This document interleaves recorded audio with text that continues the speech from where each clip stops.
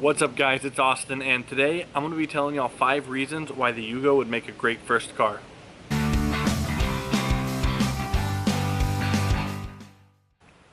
So I've had a couple people comment and tell me that they're looking at getting a Yugo as their first car. Now keep in mind these are people in America and not overseas, but they were asking me what I thought about it, and originally I thought it was a terrible idea, but after some thinking I came up with 5 reasons why it would actually be a fairly good first car. No one would ever steal your car. Now, when I think of people getting a first car, I think about high school kids. And that's where I'm kind of directing this video, is towards those high school kids that have been asking me about getting a Yugo.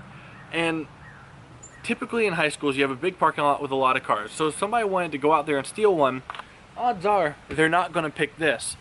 Most people don't find it that attractive. It's absurdly slow. And I mean, hey, you have the people whose mommies and daddies buy them their, big jacked up trucks and really nice cars. Odds are they're not going to pick this. It's a head turner.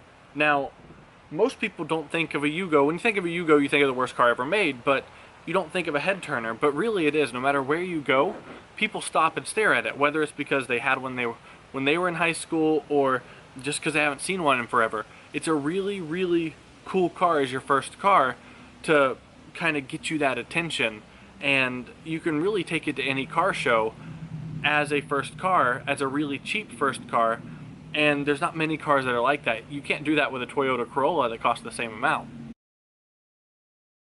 Nobody asks for a ride when you drive a Yugo. Nobody. I've never had somebody come up and ask me, hey, can you drive me somewhere when I'm driving this? And in high school, that's great because there's a lot of people that don't have cars, and there's a lot of people that bum rides off of people, and you don't ever have to worry about it because, one, they'll probably be too embarrassed to get in it, and two, you just can't fit in it. I mean, you get 2 guys like me in it, you can't fit. It's cheap and practical. Now, I'm kind of looking at this as a standpoint as a parent, and it's really, the prices are going up on them, but they are cheap right now. I got mine for $1,000. That's about the cheapest one I've seen that runs and drives, but there are more that need a little work that are a little less than that. But it doesn't use any gas really when you drive it anywhere. It gets in the 30s gas mileage, and all the parts are cheap, and it's cheap initial cost.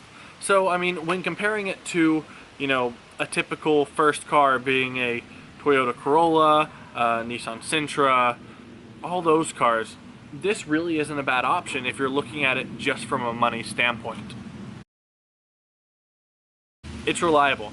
Now, I've said this before in a video, and it was a pretty controversial statement, but I still stand by it. I bought this for $1,000, the worst car ever made, and the only thing I've had to replace is a clutch cable. I've done some voluntary stuff to it. I've put on an exhaust system, I've done some cosmetic things, but that wasn't necessary. So in the grand scheme of things, it's been really reliable. I mean, a clutch cable, that was 20 bucks and 20 minutes work, and it's been perfect ever since.